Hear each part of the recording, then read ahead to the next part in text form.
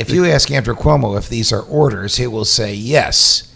But if you ask a legal scholar if they are orders, he will say no. The governor does not have the authority to order any of this. Can the governor use his bully pulpit?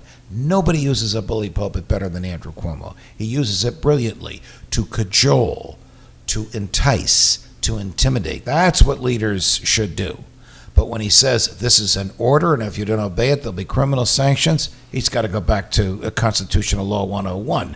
Because only the legislature... So we're talking more PR than we're talking about actual... Only the legislature can enact behavioral modes. Now I'm using an amorphous phrase because I don't know what it is. Is it a rule? Is it a law? If the legislature enacts it, it's a law that has criminal consequences if you defy it.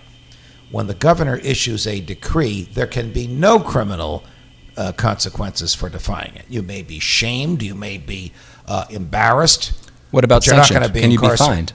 If you were fined, it would have to be some sort of an administrative fine, which means your behavior is violating some pre-existing administrative regulation. Example, he's closing the restaurants. Right.